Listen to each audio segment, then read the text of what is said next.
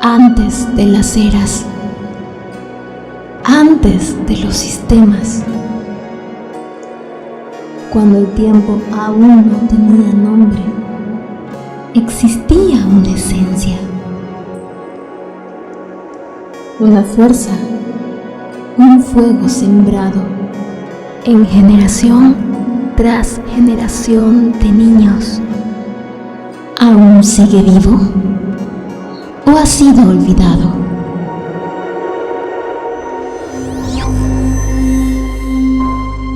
Hola a todos, bienvenidos a este nuevo podcast de La Fuerza de la Infancia. Está con nosotros Romina, Hernán, Silvi y mi persona, Andrés Jaramillo. Y hoy vamos a hablar un Hola, poco... persona Andrés Jaramillo. Hola, persona. Hola, colegas.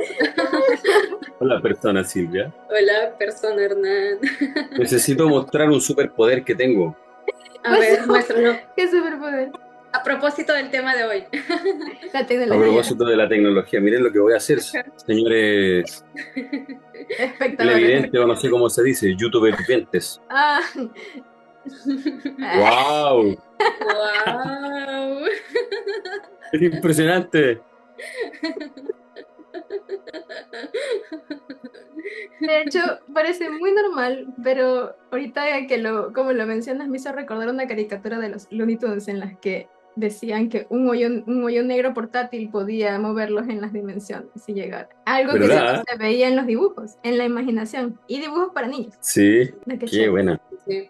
Romy, cualquier cosa puedes ir a donde está Islandia, Hernán, y traerte algo de por allá.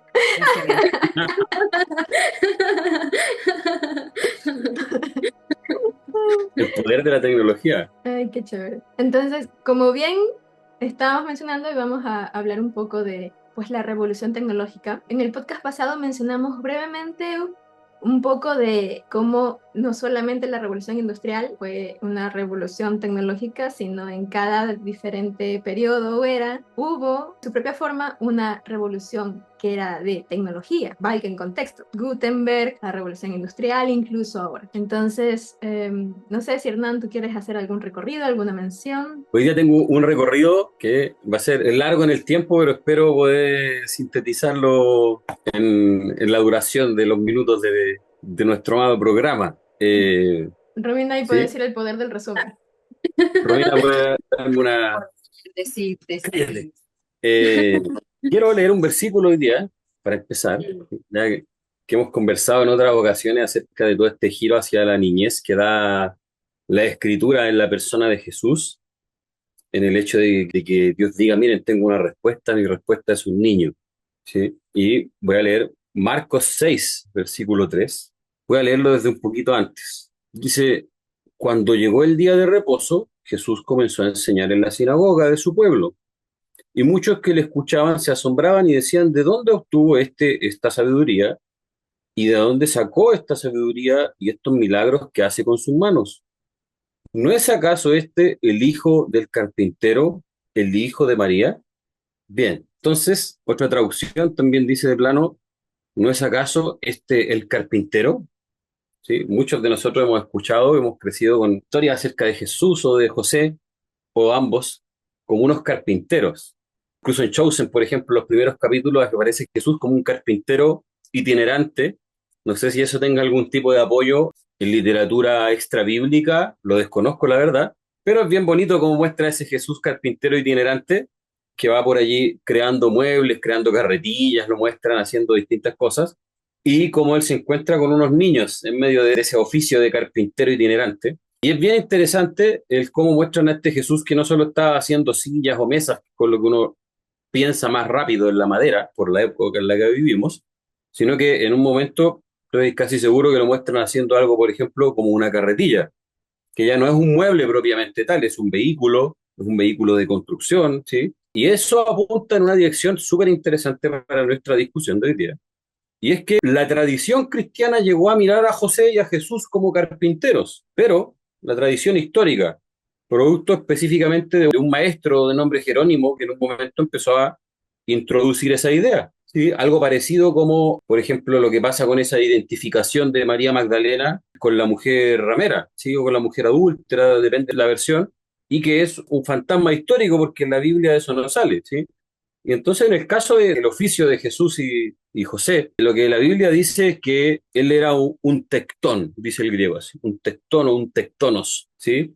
Y básicamente quiere decir alguien que ocupa algún material para fabricar otras cosas. Y eso ya es súper interesante para nuestra conversación de hoy día, porque Dios decide encarnarse y crecer como ¿cómo podríamos decirlo? No sé qué palabra, pero básicamente como alguien que desarrolla tecnología. Eso es literalmente así, ¿sí? Al punto que es muy decidor, después uno va a leer, por ejemplo, en Hebreos, vamos a volver a esto de este Jesús tectón, pero en Hebreos, por ejemplo, cuando dice que Dios es el arquitecto y constructor de la ciudad, ahí también dice, Él es el técnico, o sea, está muy asociada y ocupa esa palabra, y es una palabra tecnológica para la época, a que la Jerusalén celestial tiene una tecnología y Dios es el desarrollador de su tecnología. La Biblia dice eso y es súper loco, ¿sí? Ahora, claro, cuando uno empieza a mirar desde esa óptica de la escritura, uno se empieza a encontrar con Dios identificándose a sí mismo muchas veces con oficios técnicos, por ejemplo, como alfarero, como una persona que trabaja metales, que purifica metales, por ejemplo.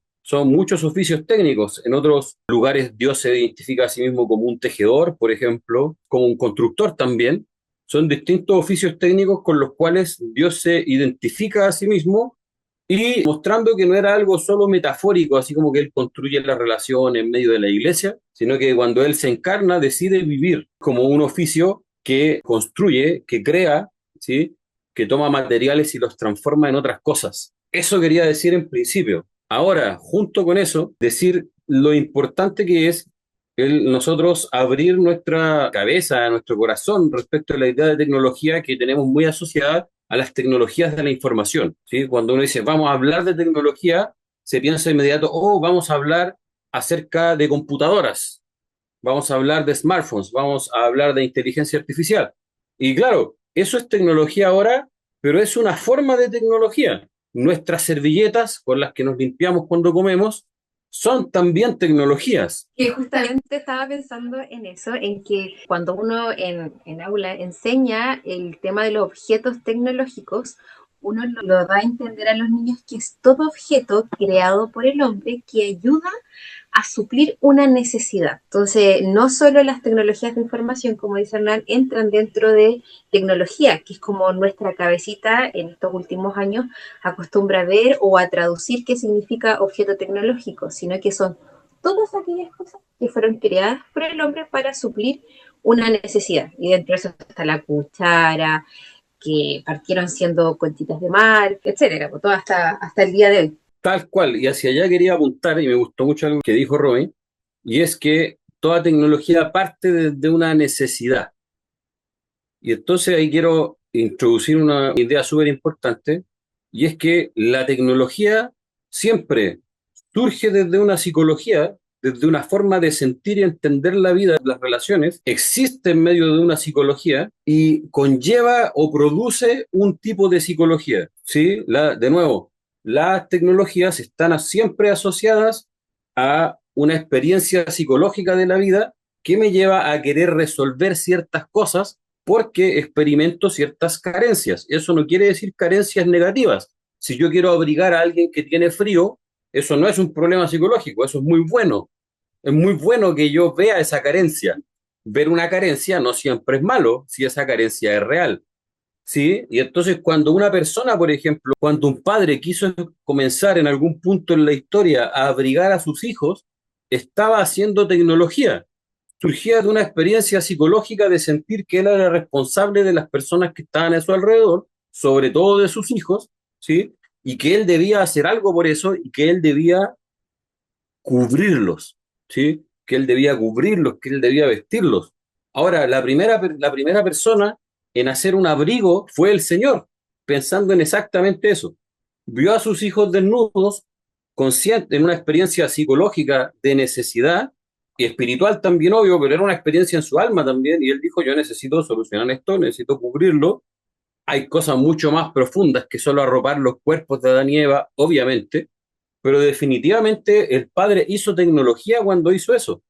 Lo que quería aportar eran los puntos específicos. Primero, ahorita justamente mencionando del Espíritu del Señor y de la creatividad y cómo él mismo se representa como un creador o como una persona que crea tecnología, vino a mi memoria cuando menciona a Bezalel, que fue lleno del Espíritu Santo. Y dice, fue lleno del Espíritu Santo para poder crear todo artificio y de todos los materiales, no solamente uno. Y he revisado muchas veces este versículo por ya temas muy personales, pero lo que me llama mucho la atención es como yo he visto que usualmente se usa Bezalel solamente para el tema de arte, pero cuando mencionan a Bezalel en la Biblia y en varias versiones, la forma en la que se expresa no es como un artista solamente, es como para poder tener la capacidad y el conocimiento de poder trabajar en todo tipo de arte, no porque el arte como pintura como tal, sino poder el arte como una tecnología, porque podía trabajar en metal, podía trabajar en madera, podía trabajar en metalurgia, y son todos diferentes tipos de técnicas, capacidades y conocimientos que necesita al mismo tiempo. Era como si fuera un equipo completo de todos los conocimientos que para la época, hablando en el tema histórico, Israel no tenía en ese momento. Estaba en medio de una época en que tal vez los otros grupos étnicos estaban experimentando trabajar en estos materiales y eso los llevó a ellos a tener como una ventaja en el grado del conocimiento, porque los demás tenían, por contexto histórico, tenían el grado de trabajar con estos materiales, pero no en el nivel que de repente, sin tener ningún contexto de práctica, desarrolló el pueblo de Israel por causa de que Bezalel fue lleno del Espíritu Santo. Y lo quería mencionar porque muchas veces se tiene también la tecnología o todo conocimiento para poder trabajar las cosas como algo que necesita, pero la fuente que viene del Espíritu te lleva a un grado de propósito mucho mayor que el de la práctica. Por lo menos eso se puede ver en el tema de Bezalel y creo que en la Biblia, claro, lo menciona, fue el primero de ser lleno del Espíritu Santo para trabajar en estas tecnologías, en estos artes y en estas labranzas. Eso. Creo que algo súper bacán pensando en Bezaleel y Aholiab, que en esta dupla que está ahí, ¿sí? Es que uno de ellos tiene un nombre que está asociado a la casa, a la tienda, me parece que es Bezaleel por el nombre, y el otro, Aholiab, su nombre está asociado a la sombra del padre, algo así. Sí, y entonces es bien interesante porque la tecnología es un conector intergeneracional. Totalmente, lo hace ahora, pero no solo lo hace ahora, lo ha hecho siempre, ¿sí? Lo ha hecho siempre porque, supongamos, el hombre nació en la Tierra en un punto X, un grupo de hombres nacieron en un punto X en que no había fuego, por ejemplo. Hombre fuera del huerto, no hay fuego, hace frío, etcétera. Hay una experiencia de la vida. En un momento, los hombres descubren el fuego de alguna forma se lo regala el Señor, cae un rayo y prende un árbol, algo habrá ocurrido, el tema es que ellos descubren el fuego y empiezan a aprender a manipularlo. Y empiezan a nacer niños que nacen con ese fuego ahí, tal cual ocurre ahora a los niños que nacieron con el celular. Esto es aplicable a cada En cada época, periodo. ¿sí? Al punto que hay lecturas históricas, por ejemplo, de pronto más a la izquierda, el materialismo, pero que leen la historia de la humanidad como una historia de los medios de producción, es una historia de la revolución, de cómo las revoluciones tecnológicas cambian las formas sociales una y otra vez a lo largo de los años. Entonces, volviendo a este micro ejemplo, pero que es tan cierto para el fuego como lo es para el celular hoy día. Los niños ven el fuego y empiezan a encontrarse con un mundo que no existía hasta antes de que el fuego apareciera. Y el fuego cambia la forma de estar, por ejemplo. Empiezan a extenderse las horas del día, empiezan a comer otras cosas. Aún la Cuando el hombre, construcción por de las ejemplo, casas cambia. cuando el ser humano comenzó a comer carne, por ejemplo, se dice que su cerebro y su psicología empezó a cambiar. Eso no ocurrió de un día para otro, como que te comiste un bistec y te transformaste en otra persona, ¿sí?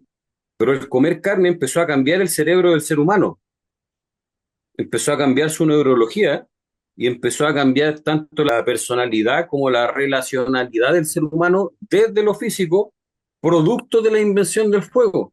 Entonces, desde algo tan sencillo como ahora nos quedamos hasta que oscurece y no importa porque hace frío, y toda esa dinámica de tradición oral de las culturas antiguas en torno al fuego, contando historias, creando tejidos sociales, ¿entiendes? Por una tecnología. Y entonces, por ejemplo, he sabido, hay estudios de algo súper simple, como son los utensilios con los que se come. Hay culturas donde se come con cuchilla y tenedor, como nosotros, hay culturas donde se come con las manos, hay culturas donde se come con palillos, Y en cada una de esas culturas, su experiencia del mundo y su forma de relacionarse con sus pares está súper vinculada con la psicología que está detrás de los utensilios que ocupan para comer, ¿sí? Por ejemplo, el paradigma y la pulsión de control que el mundo occidental tiene, ¿sí? Ese impulso de que yo quiero controlar, quiero manejar, quiero mantener limpio, quiero mantener pulcro, quiero mantener mis límites, quiero que te mantengas allá. Los tenedores, las cucharas y los cuchillos tienen mucha relación con eso, ¿sí? El que la comida no se toma con las manos, etcétera, todo ese rollo tiene mucho que ver con el hiperlímite entre las personas y el control de los límites, y es pura psicología en tu mesa, en los cubiertos, hay libros de eso. Entonces, quiero mencionarlo a propósito de que el vínculo entre las generaciones y la tecnología no tiene que ver solo con los teléfonos, ¿sí? No es un problema con los teléfonos, es algo que ha ocurrido a lo largo de la historia de la humanidad una y otra vez, pero no es algo malo, es algo para ser entendido, ¿sí? Quiero, y con esto termino esta introducción en que dije me iba a ir muy atrás, ¿sí? Porque si empezamos con, es que los celulares, los computadores, la tele, ya es Estamos una dejando conversación mucho súper. atrás. Pero el rollo es que todo eso pasa porque no pasó solo ahora, sino que ha pasado siempre. Ahora, para la experiencia de los antiguos hebreos que uno lee en la escritura, para la experiencia del cristiano, el relato de la escritura es que todo lo que está a nuestro alrededor es una obra. Y eso es súper fuerte. Se dice en griego, todo estamos adentro de una poiesis. Dios fabricó todo esto que está a nuestro alrededor y nos hizo a nosotros a su imagen. Dios plantó un jardín y después nos hizo a nosotros para que siguiésemos cultivando el jardín. Y eso es súper fuerte porque la agricultura, la cual el primero en ejecutarla fue Dios al plantar el jardín, la agricultura es una tecnología que es base de la historia de la humanidad, es base de nuestra forma de relacionarnos, ¿sí? Y la Biblia te muestra un Dios agricultor que plantó un jardín, ocupa el verbo plantar, no dice hizo así y aparecieron plantas, dice lo plantó y con intención ocupa esa palabra y luego hizo un hombre a su imagen y semejanza, sopló su espíritu y lo puso para que siguiera en el fondo haciendo lo mismo que él estaba haciendo, que siguiera cultivando y cuidando eso que estaba allí. Y entonces, desde ese punto de vista, para lo que se llama a veces como la civilización cristiana, la técnica y la tecnología tiene toda una dimensión sagrada, porque la civilización cristiana lee en la Biblia y dice nuestro Dios es el técnico de la ciudad celestial, pero también es el constructor, nuestro Dios es un técnico y también es un albañil. Es súper fuerte. Y creo que probablemente, y cierro la vuelta con esto, hace unos 2 meses atrás estábamos conversando con unos hermanos acerca de la tecnología y cómo durante el siglo XX la iglesia, por sus tendencias catológicas, comenzó a maldecir las tecnologías de la información, sobre todo. Cada vez que surgía una nueva tecnología, como por ejemplo el telégrafo, la electricidad misma, habían círculos cristianos que se levantaban a decir que eso era el diablo. Una y otra vez. Pasó con el telégrafo, con el teléfono, pasó con los códigos de barra, pasó con la televisión, pasó con el internet, pasó con las computadoras, con los celulares, ahora con las IAs, ¿sí? Es súper fuerte porque hace que la iglesia de generación en generación, los últimos 200 años más o menos, se haya separado de lo técnico, de lo tecnológico, lo maldiga, pero irónicamente, después cuando eso ya se establece, la iglesia va y lo usa como una herramienta para sus propósitos. Sí, ocupa la tele para predicar, el internet para lo mismo, etcétera, pero 2 generaciones atrás estaba maldiciéndolo y diciendo que era del diablo. Y entonces creo que algo que debiésemos comprender en profundidad, entender que es parte de, no sé cómo decirlo, pero es una manifestación del Señor, la tecnología, ¿sí? Es parte, toda esa potencialidad que está dentro de todos los reinos de la tierra y que se hace visible con la tecnología, es algo que el Señor puso allí y definitivamente es algo que históricamente va de la mano con las generaciones. Siempre está cambiando las generaciones. Un hombre, un escritor, decía que la educación no es solo el sistema escolar, sino que decía este hombre, la educación son todos aquellos medios por los cuales una generación le hereda a la otra aquello que no le podría heredar con sus genes.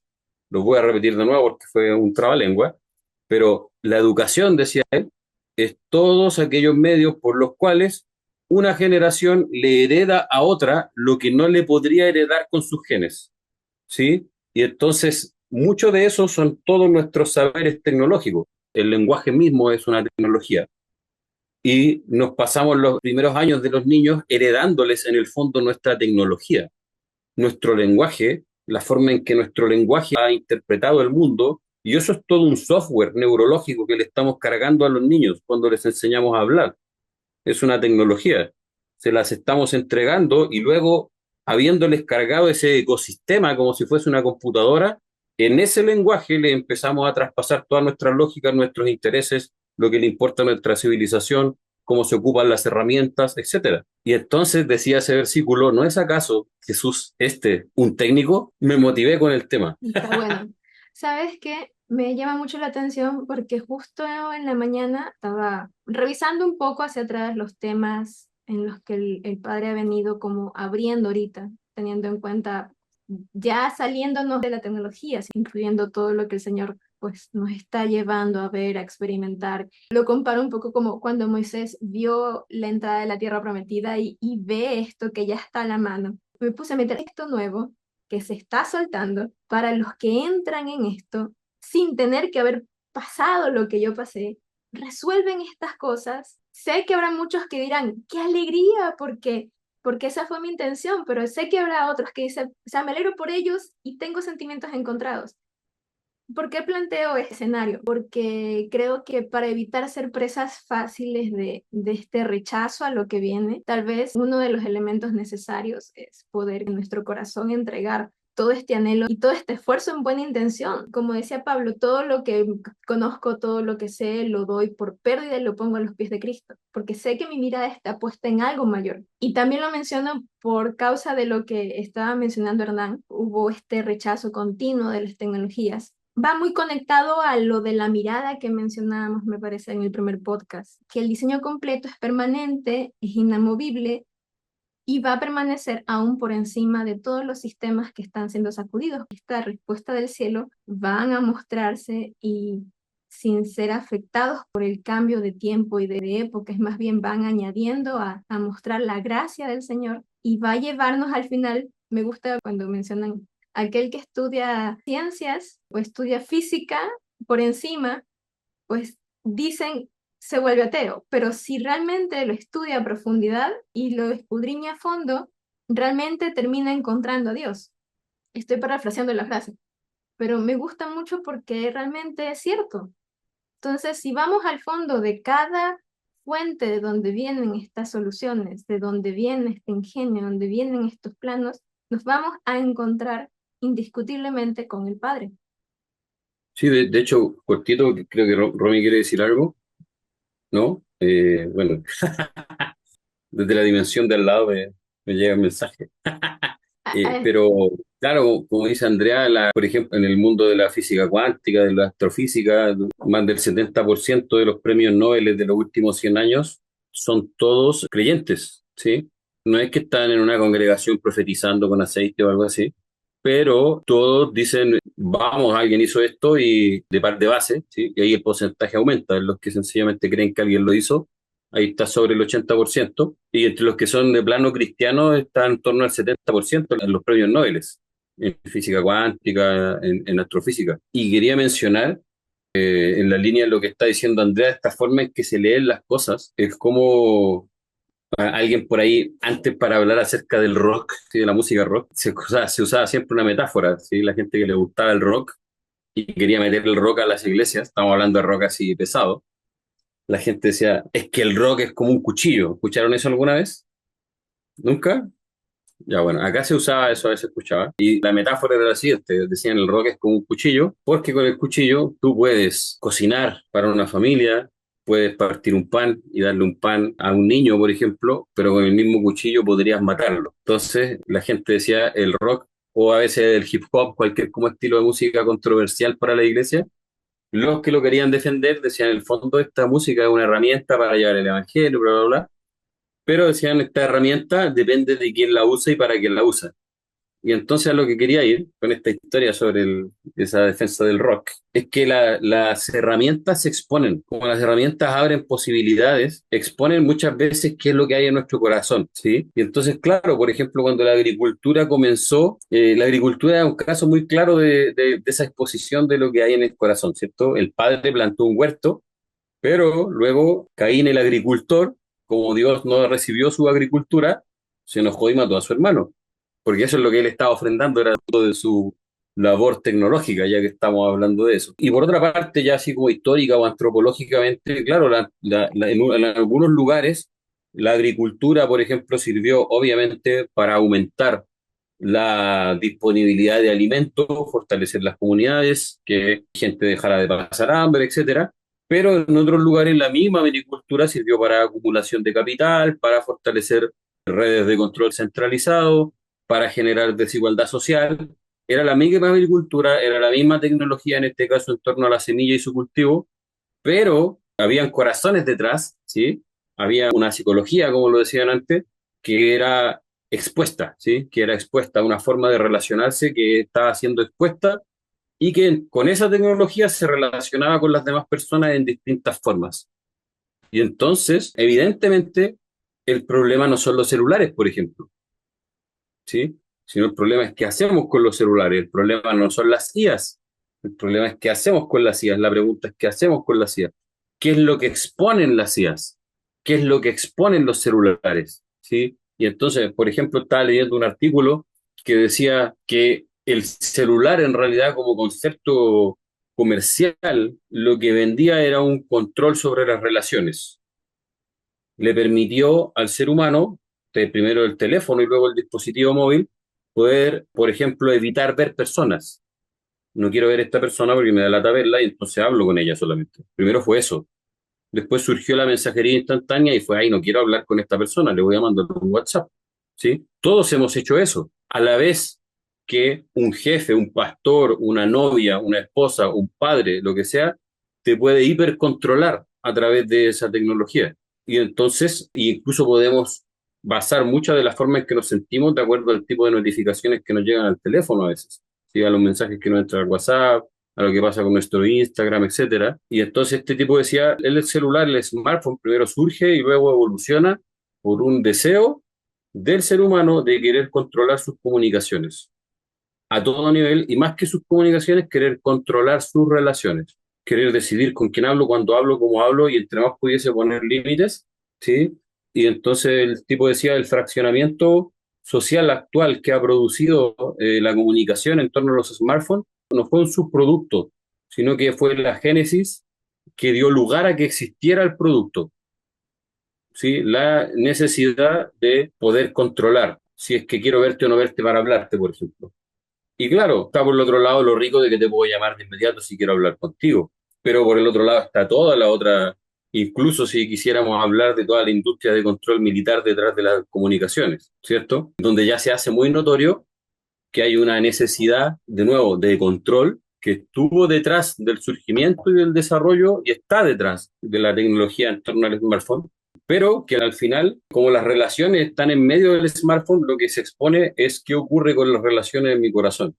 Y entonces el problema, por ejemplo, incluso no es recomendable para nada que un niño de 5 años tenga un smartphone, pero lo que más va a hacer mal que un niño de 5 años tenga un smartphone va a ser la ausencia de su padre.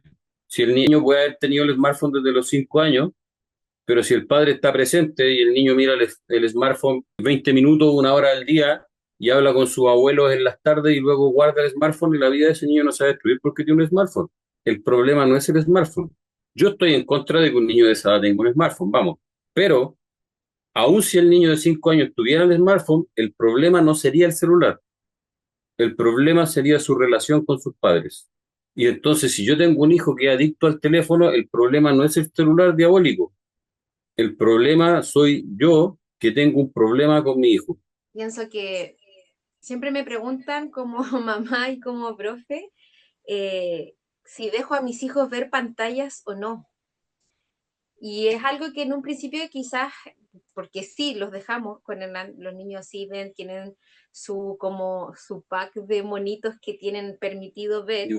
Dibujos animados, perdón, monitos, que en Chile le decimos monitos. No tenemos simios en la casa. Perdón. Aclaramos. Dibujos Tenemos animados. unos micos por ahí en la casa. En Chile le decimos monitos animados, pero no. Los dibujos animados tienen como su programación de lo que pueden ver, de lo que no pueden ver. Y claro, me dicen, pero Pero es que, ¿por qué dejas que vean pantalla? ¿Las pantallas le hacen mal? Sí, es cierto. O sea, un exceso de pantalla le hace pésimo al niño, le genera ansiedad, le genera comportamientos disruptivos, fuera de que tampoco se aprenden a relacionar de forma correcta, un sinfín de negativos. Pero por otro lado, como dice Hernán, el problema no es la tecnología en sí, sino que es cómo yo, en el caso de tener hijos o niños a nuestro alrededor, como nosotros, como adultos, gestionamos el uso de esa tecnología en el niño. Y pienso que el acompañar en el uso correcto de esa tecnología es mucho mejor que quizás prohibirla desde cero y después chipe libre y haz lo que quieras con ella. Me pasaba mucho, por ejemplo, que tenía compañeras en la universidad, muy cristianas desde pequeña, que estuvieron siempre llenas de muchas prohibiciones y entraron a la universidad y se les soltaron las trenzas. No sé si se entiende el término. Entonces, Como siento niños saliendo a que recreo. sí, sí, exacto. Entonces siento que pasa algo, quizás estoy muy equivocada, pero siento que pasa algo muy similar con el uso de la tecnología en los niños. Por ejemplo, como dice Hernán, si el niño ocupa el teléfono de forma, no sé, supervisada con el papá para llamar a los abuelos, para tener una conversación en videollamada, poder ver al abuelo, o si haces homeschool en casa y tienes 30 minutos, media hora en que el niño sí está frente a una pantalla porque necesita ver un video, necesita realizar una actividad interactiva, creo que ahí la tecnología está siendo usada de buena forma y le estoy enseñando a relacionarse de buena forma con ella.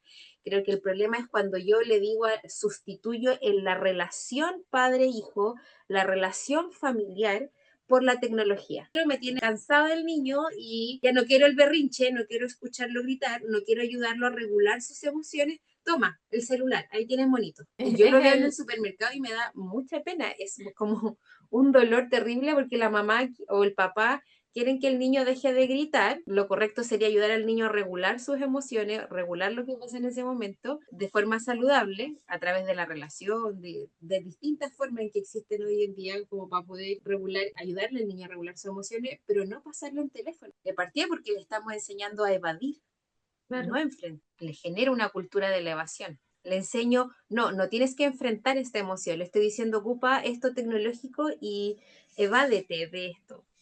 De partida, por eso es malo. O Y incluso de también creo que, que, no, dale, Adrita. no, lo que me refería que incluso le dificulta al niño poder expresar lo que siente, porque el niño no entiende qué es esa emoción y pues el adulto alrededor es el que le va a ayudar a entender lo que estás sintiendo es tristeza o estás molesto y hasta que no haya conversación el niño no le va a poder poner nombre a la emoción.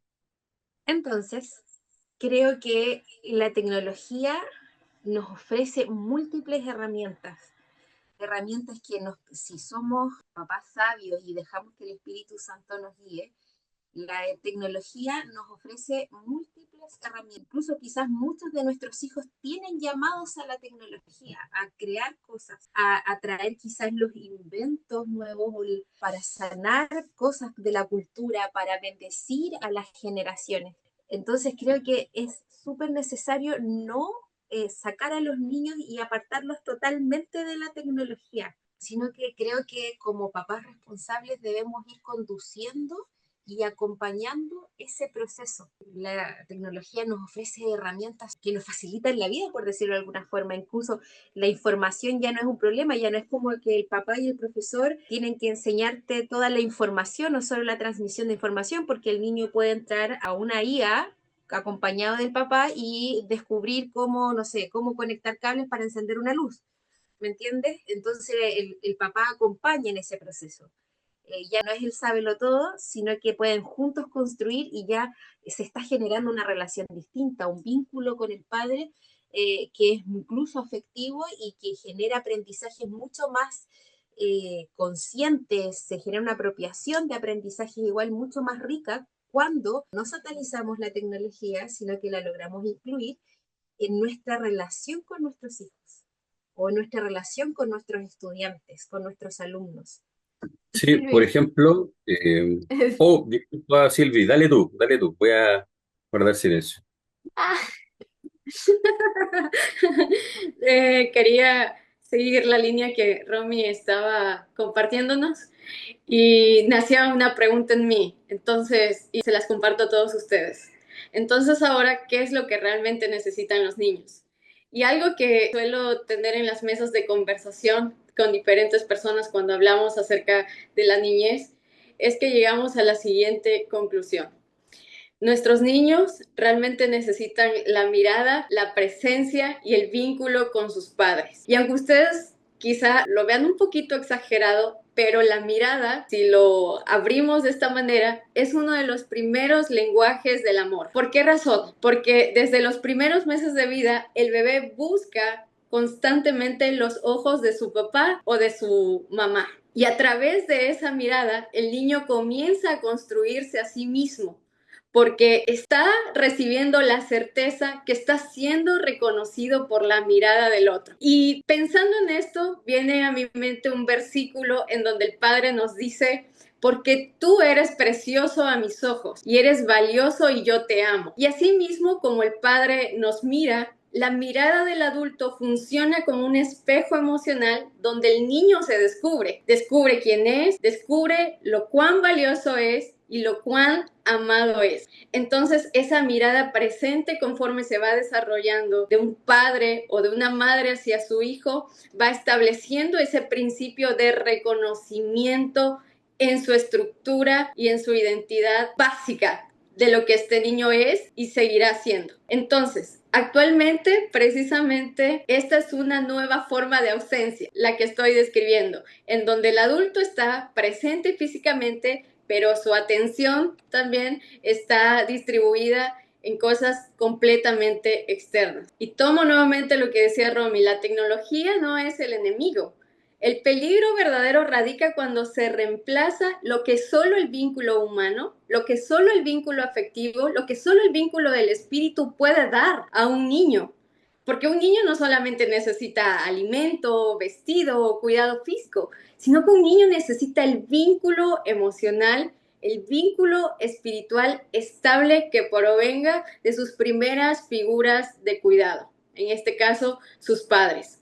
Entonces, si nosotros como adultos tenemos claro esta imagen de lo que representa el vínculo y la conexión con nuestros hijos, vamos a poder llegar a regular el mundo interno de nuestros niños. Entonces, si esta presencia falla, vamos a encontrarnos con diferentes tipos de situaciones, inseguridades, dificultades de niños para regularse emocionalmente, la búsqueda excesiva de atención o el retraimiento. Entonces, es muy importante que podamos lograr entender y ampliar esta mirada. Y me gustaría quizá enfatizar en este punto, porque el adulto puede estar presente físicamente, pero a la vez puede estar manifestando un abandono emocional muy silencioso hacia sus hijos o su familia, porque está quizá mirando el celular, está continuamente trabajando o emocionalmente está indisponible. Y yo me he encontrado muchos casos de comportamientos que aparecen en los niños que aparentemente son problemas de conducta, pero que en realidad son una petición de mirada, de presencia y de vínculo que sus hijos están gritándole a sus padres. Entonces, la importancia de esa sintonía emocional y espiritual se va a reflejar en nosotros como adultos, en la capacidad de sensibilidad que podamos tener hacia las necesidades de nuestros niños, como percibirlo, como observarlo, como responder a sus señales, como consolarlo cuando el niño nos necesita. Me he encontrado con casos de niños que se caen, se tropiezan porque están jugando y los papás olvidan la misericordia, olvidan la consolación y lo que hacen es gritarle y golpearlo encima del dolor desastroso que ese pobre niño está sintiendo.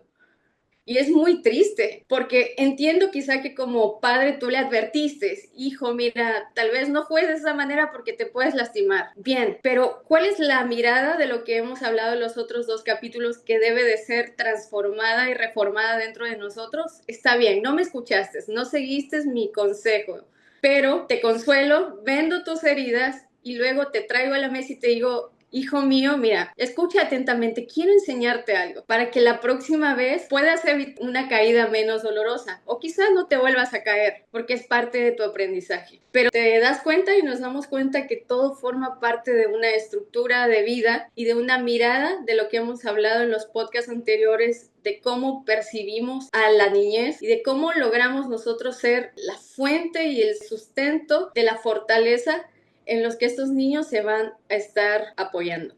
Entonces, todo esto forma parte de ese desarrollo saludable que solemos decirle cuando el adulto sabe sostener emocionalmente a un niño, cuando un adulto sabe responder a sus necesidades desde la paz, desde la gracia, desde el amor incondicional, desde esa mirada que no juzga o condena, sino que es firme pero a la vez dulce, desde ese tono de voz que puede ser cálido pero también puede establecerte para alinearte y para hacerte entrar en una conciencia diferente. Eso. Sí, es súper cierto lo que tú dices. Creo que los papás debemos aprender y entender que somos papás. No somos los amigos, no somos los vecinos, pero tampoco somos los jueces. Somos papás. Me causa mucho dolor, por ejemplo, como cuando tú te referías a ese caso de que, no sé, pues los papás, el niño se cayó y más encima sobre ese dolor viene un castigo, pero me causa mucho más dolor cuando he visto en un parque, en una plaza, el niño se cayó, lloró y el papá o la mamá o la persona que estaba a cargo del cuidado de ese niño, por estar pegado al teléfono, al celular, ignoró completamente al niño. Y eso creo que deja una huella tan profunda de el no importo en el niño, no importa mi dolor, no importa lo que me pasó, que yo creo que muchas personas, incluso a lo mejor adultos que quizás no estén escuchando, estén diciendo hoy, oye, a mí no me vieron cuando yo me caí y me dolió y me ignoraron mi dolor. Y quizás eso trajo consecuencias a largo plazo hasta el día de hoy, en el quizás yo no importo o no importa lo que a mí me pasa. Creo que siempre hablamos de que los primeros años son tan importantes, sobre todo en el desarrollo emocional, en la memoria emocional de nuestros hijos, que en la actualidad mucho se deja a cargo de la televisión, del celular, de las tablets, que le decimos, no, que vea, está llorando, tele. Está llorando, vea algo. Y a veces son cosas que no están ni siquiera en un contenido adecuado para los niños. O sea, yo he visto niños en coche mirando el TikTok de la mamá, pensando en el algoritmo de la mamá, que son puras estupideces, perdón por la palabra, pero no se puede escribir de otra forma. O sea, niños de 4 o 5 años viendo gente semidesnuda bailando, ¿se entiende? Entonces creo que el peligro de esta riqueza tecnológica que tenemos hoy es que dejamos que la tecnología sea la educadora, sean los papás de nuestros hijos. Y yo creo que ahí está cuando ese cuchillo que puede servirme para hacer una alimentación súper saludable se transforma en una daga que puede estar matando a una generación. Pero todo radica en la responsabilidad y en la conciencia que tenemos como padres. Quería, en la misma línea, sí, hablar respecto de cómo siempre las adicciones, probablemente Silvia como psicóloga puede confirmármelo, ¿cierto, Silvia? Que casi siempre detrás de las... Confírmame, Silvia, que detrás de las adicciones siempre hay problemas de apego. Y entonces el riesgo, por ejemplo, en cuanto a la adicción y a cuánto le puede dinamitar al cerebro a tu hijo, el celular o el computador, etcétera, tiene más que ver que con el objeto mismo, con cómo están los vínculos, como decía Silvia, cómo están los vínculos y cómo está el apego tuyo primero como padre, como madre, como abuelo, como profesor, como adulto, cómo está tu apego, cómo están tus relaciones, cómo está tu vincularte y cómo está eso mismo en tus hijos, en tu hija, en tus nietos, en tus sobrinos y cómo está en medio de ustedes ese espacio de vínculo. Tiene mucho más que ver con eso. Lo que va a dar lugar al apego, lo que va a dar lugar al daño neurológico y a todo el rollo, va a ser en el núcleo cuál es la situación que hay en ese vínculo que inició, como decía Silvia, con la mirada, ¿cierto? Y que es probablemente y curiosamente lo que más tiene que ver, obviamente, con todo el mundo de las pantallas hoy día, ¿cierto? Y con esa mirada que muchas veces está ida, producto de que está pensando en el mundo virtual al final. Y que incluso quería pensar, por ejemplo, en cosas más macro y feas como por ejemplo, lo que ocurre con las familias en la revolución industrial, todo eso tan fuerte que ocurre, todas las jornadas de 12 horas trabajando, los niños pagando por la calle, qué sé yo, todo allí en el fondo había en el corazón de la gente problemas con su forma de ver a los demás, porque el empresario estaba dispuesto a montar una fábrica donde sabía que iba a destruir un montón de familias y estaba dándose cuenta de lo que estaba haciendo era porque no le importaba a la gente, ¿sí? ¿Por qué el padre estaba dispuesto a ir ahí? Porque lo necesitaba para sobrevivir, ¿sí? La sociedad en su entorno no era muy misericordiosa, ¿sí? Pero a la vez él pensaba que probablemente su principal responsabilidad era la provisión material para sus hijos, y entonces era toda una sociedad en esa época, al igual que ahora, pero de otra manera, enferma en sus vínculos. Esta sociedad industrial en la cual comenzaba a volverse una herramienta, comenzaba a transformar a las personas en herramientas también, en herramientas, en objetos. Y eso, obviamente, sus otras versiones hoy. Pero, tal como comentaba al principio, toda tecnología responde a una sensación de un espacio que necesita ser llenado. Y por eso estoy poniendo en la tierra algo que no estaba allí. Ahora, eso que yo quiero llenar puede ser real, puede ser falso, puede ser sano, puede ser tóxico, pero estoy queriendo poner algo allí. Estoy queriendo arropar a un niño o estoy queriendo usar el frío del niño para favorecerme de alguna manera, por ejemplo. Estoy viendo una carencia, pero la estoy interpretando de una forma. Y obviamente ya a lo muy cercano a lo de nuestras casas, ¿sí? ¿De qué forma, como decía Silvia, de qué forma estoy viendo al niño?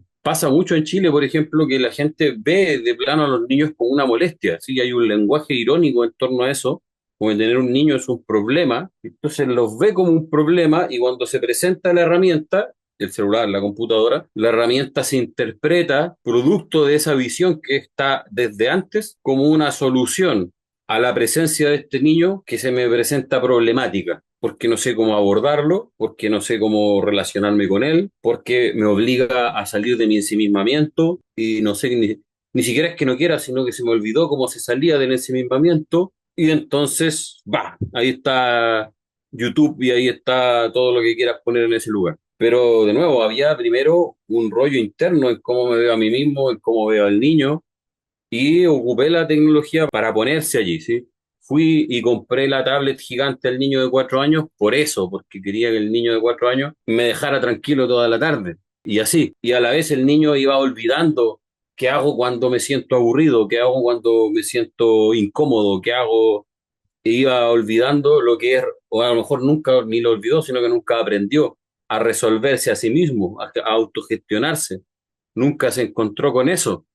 Y cuando se encuentra con eso, se desespera y ahí obviamente toda la explosión de crisis de pánico en las adolescencias y a veces antes de la adolescencia, que acá en Chile y me imagino en otros lugares también es una epidemia de crisis de pánico en niños y en adolescentes que no saben cómo gestionar su ansiedad. Pero otra vez está en el meollo del asunto, como decía Silvia, la mirada. La mirada, el cómo yo veo, el cómo yo interpreto, cómo yo leo, cómo yo valoro quién es el niño para mí, quiénes son los otros para mí, y en eso cómo el niño se va viendo a sí mismo en la mirada del adulto. Y obviamente, como la tecnología es un medio, siempre está en medio de las relaciones de los seres humanos. Estuvo en el huerto, ¿cierto? Adán tuvo un problema con su papá, inventó una excusa, pero a la vez fue el, ¿cómo decirlo?, el primer textil y hizo ropa, ¿sí? Hubo una solución tecnológica a una carencia. Otra vez, pero ligado a una mentira y todo lo que uno encuentra ahí. Entonces es muy fuerte porque una y otra vez la tecnología se presenta como un medio entre nuestras relaciones, ¿sí? Ocupando espacios y que habla acerca de cómo nos sentimos, cómo nos percibimos, qué creemos de los demás, qué proyectamos de los demás, qué esperamos de los demás, qué le queremos dar a los demás, qué queremos tomar de los demás. Y eso obviamente toca profundamente a los niños y a los jóvenes. Yo creo que aquí la respuesta que necesitamos para estos tiempos es el poder restaurar el vínculo. Y esto solamente logra ocurrir a través de la relación, a través de qué tan cercano y qué tan unido yo quiero mostrarme ante un niño, ante mi hijo, ante un pequeño o ante los otros. Como hablábamos anteriormente, los niños necesitan experiencia, esa experiencia del afecto, la experiencia de esa mirada, de esa atención plena, de esa escucha atenta y de ese juego aún compartido. Entonces, estos pequeños momentos, aunque uno los pueda ver muy cotidianos, pueden ser profundamente reparadores en la construcción de la identidad de ese niño. Cosas muy prácticas como leer juntos, conversaciones sin distracciones, jugar libremente, compartir historias. Muy práctico, muy básico, lo tenemos a la mano, no necesitamos mucho, pero que podemos empezar a fomentar desde poder traer esta respuesta y desde poder también restaurar la pureza de nuestro corazón hacia cómo hemos estado mirando la niñez. Creo que de la misma forma que nuestro Padre siempre está buscando relacionarse con sus hijos, así mismo nosotros los adultos podemos buscar esa relación con los niños, que ellos puedan experimentar el consuelo, que puedan experimentar el descanso, la aceptación, la corrección, el amor incondicional que brota del corazón del Padre a través de nosotros. Yo creo que en un mundo en donde muchas relaciones son superficiales o efímeras, los hijos de Dios podemos ofrecer algo profundamente contracultural. Y eso es precisamente las relaciones, los vínculos inquebrantables, los vínculos significativos y que puedan establecer un fundamento y una estabilidad de por vida para quienes obviamente van a continuar el legado y la voz del Señor en la tierra. Serían mis palabras finales. He dicho, dijo la Silvita. Creo que pensando en lo que estaba hablando Silvia, en lo práctico, si como papá ves, te das cuenta de que caminaron este camino con estos problemas relacionales con sus hijos, creo que así como el padre sale a nuestro encuentro, como papás debemos salir al encuentro de nuestros hijos y partir con cosas prácticas sencillas. O sea, si tu hijo está acostumbrado a ver un monito y cuando se lo quitas se desregula emocionalmente completo, toma un día, siéntate con él, ve el monito con él, convérsale, sácalo de como estar pegado. ¿Viste lo que hizo el monito?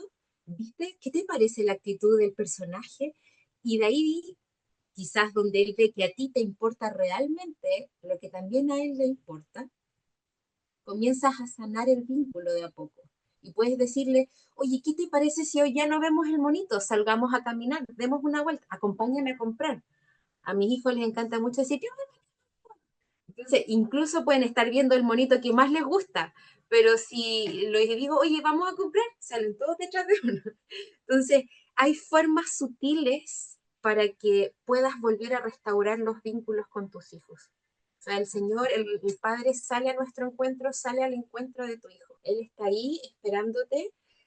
Nuestros hijos o los niños a nuestro alrededor, su inocencia, en este corazón que siempre está buscando quieren a sus papás, saben que a lo mejor nos equivocamos, mis hijos saben que la mamá y el papá no son perfectos, pero por sobre todo saben que los amamos, siempre están dispuestos a perdonar y a dar la oportunidad, porque creen, tienen una fe infinita en lo que sus papás o las personas que están cuidando de ellos pueden hacer por ellos. Entonces, considerando ese amor y ese respeto a ese amor, vuelve a acercarte a tu hijo, vuelve a hablarle, vuelve a darle tiempo, aunque sea, mi hijo va a cumplir 11 años, pero le gusta que uno vaya con él cuando se va a acostar y ore con él, o converse con él, o para él es un momento de abrir su corazón y decir, ¿sabes qué, mamá? Hoy en el día me molestó tal cosa.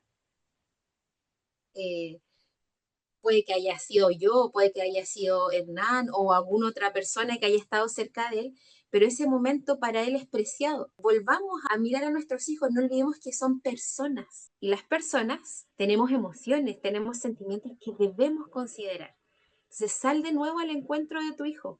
No importa la edad que tenga, puede tener 2 años, 4 años, 10 años, 12 años, siempre existe la oportunidad de salir al encuentro. Hernán, ¿algo que quieras decir? Ah, bueno, no eran tus últimas palabras. Solamente quería mostrar una imagen, una ilustración que hizo uno de nuestros niños a quienes estamos acompañando. Él al lado de Jesús y escribió las palabras que Jesús le habló y la respuesta que él hizo. Y dice así, Jesús le dijo, hijo, te invito a mi mundo celestial, a mi mundo eterno. Y él le responde, gracias, Padre. Yo sé que en este lugar voy a estar tan bien protegido con tu amor eterno. Y bueno, acá tengo otros otras ilustraciones más de los niños en donde pudieron graficar cómo ellos creen que el padre los ve, cómo creen ellos que el padre los mira. Algunos se ven como príncipes, princesas, algunos se ven interactuando con la creación, otros se ven recibiendo la fuente de la luz, del sol de justicia, que es Cristo, y así. Este trabajo lo hicimos esta semana precisamente en donde estuvimos compartiendo con ellos.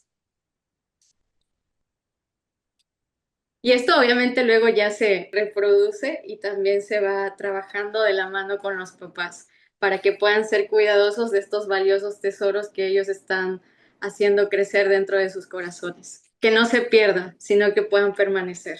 Algo que me llama mucho la atención de los trabajos de los niños es el hecho de que, como nos decía Silvia delante, el niño y cada uno de nosotros necesita, y no es solo que quiera, sino que necesita ser visto. Necesita ser visto y ser visto de una cierta forma. Y junto con eso, ese deseo que se ve también allí y que uno lo encuentra también cuando conversa con los niños acá, por ejemplo, de ser notado y de ser contenido, ¿sí? De ser notado y de ser contenido. Y muchas veces cuando el niño se adentra como en un mundo tecnológico que puede estar dentro de algún tipo de red social, dentro de algún tipo de videojuego, por ejemplo, lo que está buscando es encontrar un lugar donde él se siente significativo, Donde lo miren. ¿sí? Un lugar donde al menos él se ve a sí mismo en ese lugar, ¿sí? Y si nadie más lo está mirando, al menos él se mira, ¿se entiende? Y creo que esa necesidad de ser visto, que es tan crítica y a veces dolorosa en estas generaciones, ¿sí? Más allá de criticarlo, ¿sí? Muchas veces los más adultos en distintas edades de adultez, pero los adultos nos dedicamos a decir, no, esta generación, los jóvenes son de esta forma, son qué sé yo, bla, bla, bla, porque tienen este problema. Pero, o sea, el Señor no mira así, el Señor nos mira desde el cielo a nosotros y nos dice, oh, mira, el Hernán es así, me tiene harto, ¿se entiende? A lo mejor a veces un poco, pero obviamente la mirada del Señor, nosotros sabemos que es misericordiosa, que es redentiva, que es de buscar lo precioso en medio de lo vil, etcétera, ¿sí? Y entonces ese deseo de ser visto no es un deseo narciso de ser visto, es una necesidad sana que nace del diseño del Padre de vincularnos con otros. Y una base del vínculo, obviamente, es el ser notado por el otro, el ser valorado y reconocido por el otro, ¿sí? Y entonces, ay, es que el niño está haciendo eso porque necesita atención, como que tuviese un problema. No tiene un problema, sí necesita atención. Tú tienes un problema porque no le quieres dar la atención que necesita. Y obviamente en el tiempo vas a desarrollar un problema el niño y va a querer atención de medida producto de que su alma está desnutrida de atención. Y entonces, por ejemplo, pasa muchas veces, y esta va a ser mi última intervención, yo creo, muchas veces, ¿cierto? El papá, por ejemplo, cuando empieza a ver al hijo grande de unos 15 años, la mamá empieza a ver a la hija grande de unos 14 15 años, y empieza a ver más o menos un hombrecito, una mujercita, empieza a ver un par, y quiere hablar con él, pero nunca habló con él antes muchas veces, nunca conversó con él. Nunca sembró Y la entonces el niño conversación. está profundamente herido de no sentirse notado, de no sentirse visto, ¿sí? Y no tiene ni un deseo de ahora hablar a la fuerza, de ahora ser escuchado a la fuerza. Y entonces, claro, ese problema y que el papá dice, oh, mi hijo cambió de repente. Probablemente no cambió de repente, sino que eso que está explotando allí a los 14 a los 15 se estuvo gestando durante los 12 13 años anteriores, desde cada vez que no hubo una mirada, que no hubo un abrazo, que no hubo un escuchar, que no hubo un estar, y entonces creo, muy en sintonía con lo que ustedes también están diciendo, que es totalmente necesario, como el Señor lo estuvo diciendo muchas veces el año pasado, ese aprender a estar presente, pero no solo a estar presente al Señor en esta contemplación, así como "Oh, vivo en el presente", sino a estar presente a nuestras familias, a nuestros hijos, en nuestras casas, aprender a estar para los demás. Escuchándolos y como para ir cerrando, quería pues de nuevo invitar a aquellos que